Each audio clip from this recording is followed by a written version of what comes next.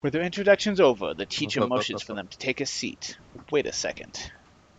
I only just realized where the only spare seats in the classroom are. Right next to me! One of them is right behind me.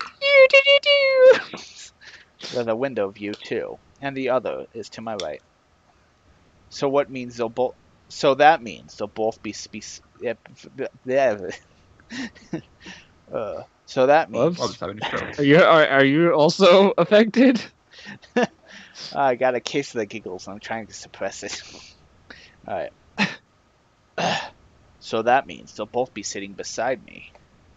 Actually, this is pretty convenient. I can finally ask them what the heck they're doing.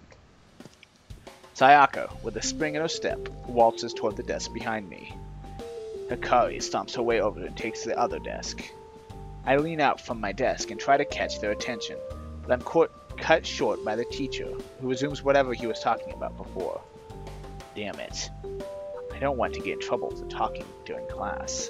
I'll have to wait until the break.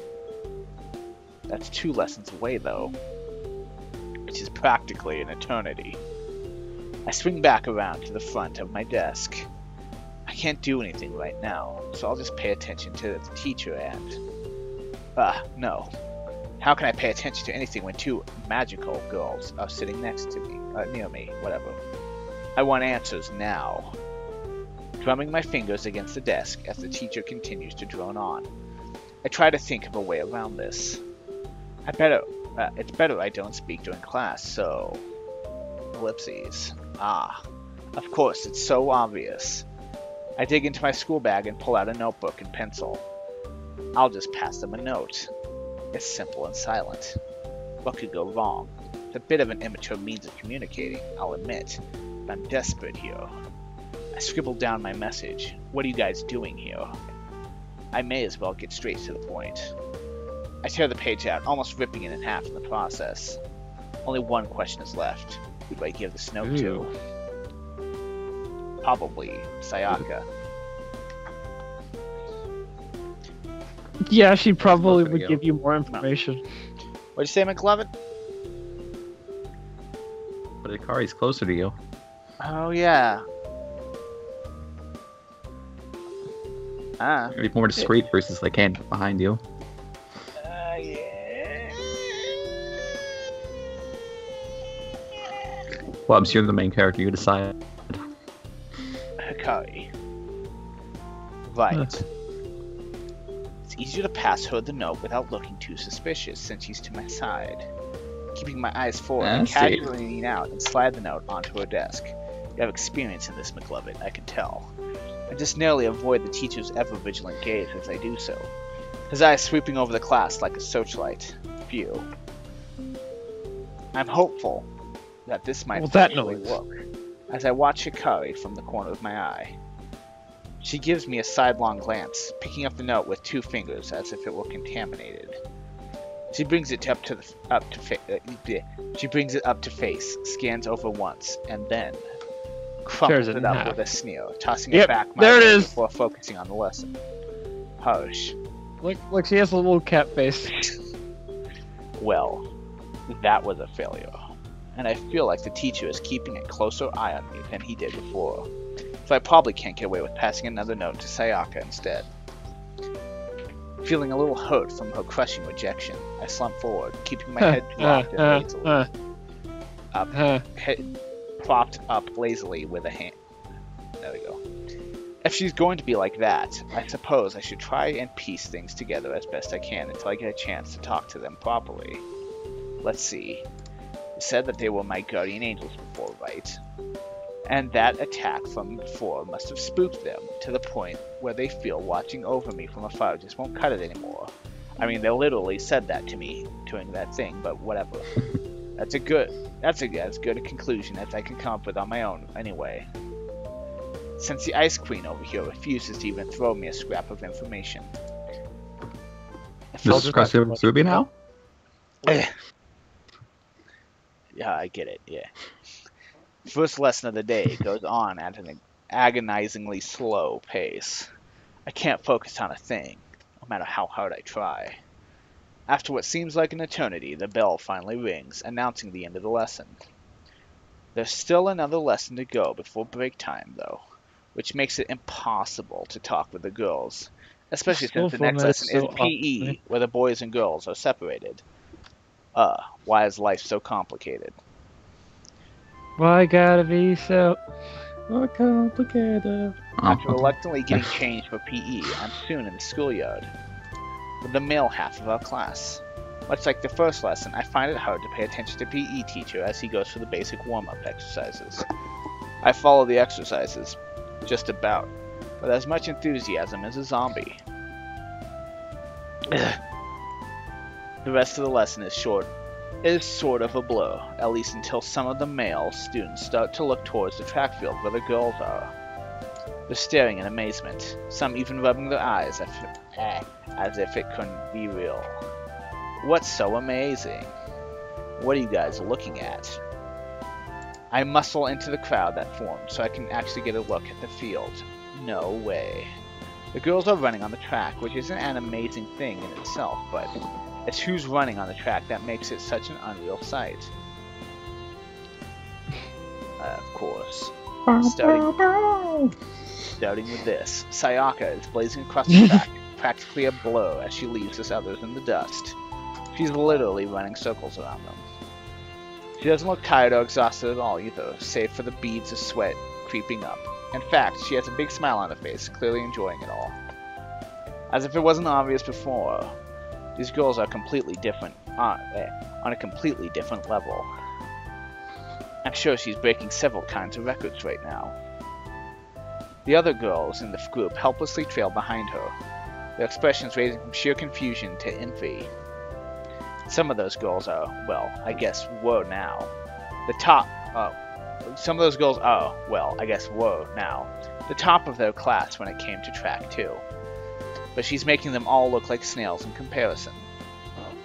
I can't imagine how they must feel being showed up by someone who hasn't even been here a day. I can hardly keep my eyes on her. She seems to get just a little faster with each loop she makes around the track. I won't be long now before she becomes just one big blur encircling the place. Is she even human? I'm seriously beginning to doubt it here. This supernatural display. Nanomachines. I think even the top athletes in the country couldn't compare to her. While Sayaka is hogging the spotlight here, there's someone missing in all of this. In all of this. Her far grumpier counterpart, Hikari. If anything, shouldn't she be neck and neck with Sayaka? I scan the ones trailing behind, but I can't find her either. Just where? Oh. Behind even the other girls, being left in Sayaka's dust, I see someone dragging their feet, a sour expression on their face. She's just walking, her arms folded like usual. I used to do that in gym class too. Where they're like, run the track, and I'm like, no. I wonder if her arms are glued like that. She isn't even trying. She really must have not wanted to enroll here. It must have been Sayaka's idea entirely. Gym teacher, chaos. What are you staring at? That also works. Oh. I'm sorry. No, that's fine. Come on, let's get back to it. Apparently, all forgetting we had our own lesson at hand, the teacher calls us back to reality, forcing us all to reluctantly stop gawking at the girls. The rest of PE lesson goes by without anything much of note happening, and then finally, the lunch break arrives. I spot the magic girls in the classroom, casually chatting away with some other students. Huh, I didn't think they'd be able to make friends already. Though after Sayaka's little display earlier, she's probably the talk of the class. Oh, Kenta. Hi there. She gives me a wave and a cheery smile, but I can hardly say I do the same. Okay, yeah, hi. Look, can we talk? It's not you, it's me. Go for it. No, not here. I mean, can we talk somewhere private? Crap. That might have come out weird. I'm getting weird looks from everyone in the class, a few of them breaking into whispers and giggles. Even Sayaka is feigning surprise, despite Wow. full well knowing what I mean. Oh my, this is a bit sudden. I don't know what to say. Come on, stop messing around. I've been dying to talk to you, both of you, since this morning. Oh god, I made it worse, didn't I? Hey. I've somehow turned this into looking like one of the most awkward confessions ever. Are you always this forward with girls you've just met? She giggles, going along with the continued painful stares from the class. Well, if she's going to be like this, I have no choice. This is going to make me look even worse in front of the class, but I need answers. Take a deep breath to steel myself, and then... Well, hey, what are you doing? I grab her by the wrist. Oh, that looks bad. Pulling her along towards the classroom door, whether she likes it or not. Pull the plug on that. Don't do that. Given what I witnessed before, I'm sure she could have me flat on the floor if she was truly opposed to this. I think she's just messing around. That's true. Point, though. And you too, come with me.